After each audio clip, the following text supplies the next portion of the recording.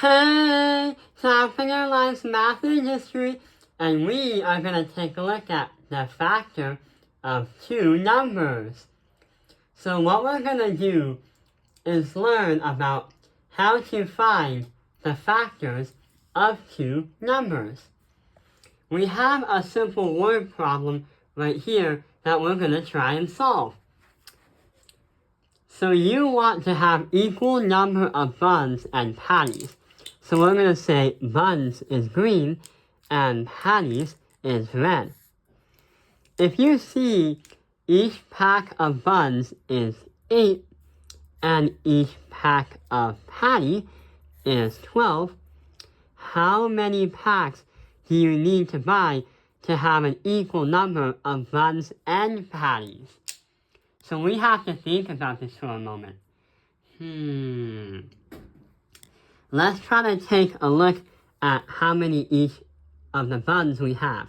We have 8, 16, 24, 32, 48, and yeah, that's for the buns.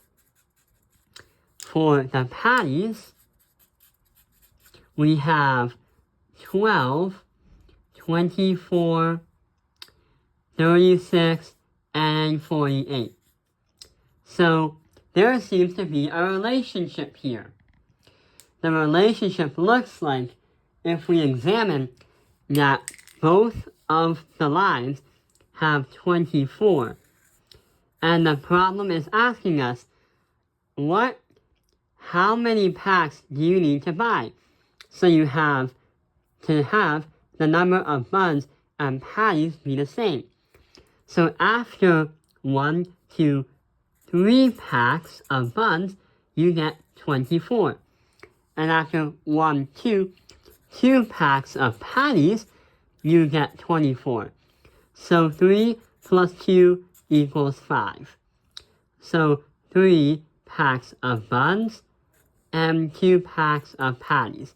And 5 is our final answer. If there was other times when your teacher wanted you to use fractions, like if you had right here, you had to simplify 12 and 18, if your teacher ever wanted you should be able to divide both sides by 2, because both sides are divisible by 2.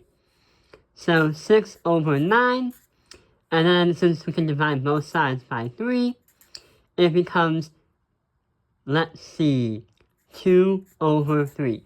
And that's a simplified answer, in case you don't get a simplified answer. But wait, how does this help us learn the factor of two numbers? And how do we do that if we don't want to do that extra kind of math? Well, we will get a similar problem that kind of looks like this. Find a divisible number that goes into 8 and 12. Wait, how are we going to solve this out? Well, what we can do is we can write 2. Nope. We're going to write 8, and then we're going to write 12 right over here. And then we're going to put a long line that looks like this. So since we're trying to find the divisible numbers, we are going to list all of the primes. So we're going to list 2, 3, 5, 7, 9, 11, 13, 13 and 19. 13, 17, and 19. And what we're going to do is we're going to start with the number 8. So for the number 8, what prime number can be divisible for 8 and 12? That's the thing that we need to take a look at. And then go down the line. Yeah, we can do 2 because we can do 2 and 2. So 8 now becomes 4, and 12 divided by 2 becomes 6. And then we draw another line again. Now, we have 4 and 6. What prime number can be divisible of 4 and 6? Yeah, 2 again. So we can literally put 2 on the bottom right here, and then 3 on the bottom right there, and I make another line. But here is the thing where it gets a little bit funky. We have a 2 and a 3. What could go into both of them at least? Yes, a 2 over here. So that 2 becomes a 1. But that problem is that 3 does not work. So we're going to make an X and then put it down to the 3. So if you can't really find a divisible number that doesn't work within a prime, but it does work with the other one, you must bring it down and carry it down. So you have now something that looks odd. 1 and 3. What can we do? Yeah, if we add another piece of paper, because we need to do a little bit more work, we can put a 3 right here because it's divisible by that 3. So now we take that 1 down here, and then that 3 becomes 1. So our work is done when we have both sides become 1 and 1. Therefore, what happens is we have 2, 2, 2, and 3. So for us to understand the answers, there are 2 things.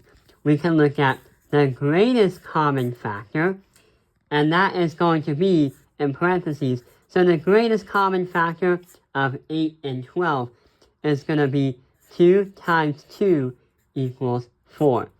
That's the greatest common factor of 8 and 12.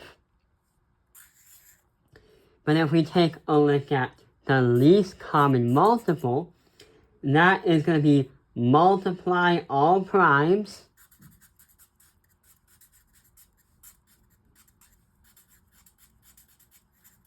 and that's also going to mean 8 and 12 is the result because we did 2 times 2 times 2 times 3. See? 2 times 2 times 2 times 3. And that becomes 4 times 6, and that is 24. So the least common multiple of 8 and 12 is 24. And that is really cool, because if we take a look at the last one, our word problem literally has 24 as the number of buns and pies that are the same. So yeah, that is how we find the factor of 2 numbers. I hope this video has helped you understand the factor of 2 numbers. Thank you for watching Kyle Fingerlund's Math Industry. Like and subscribe.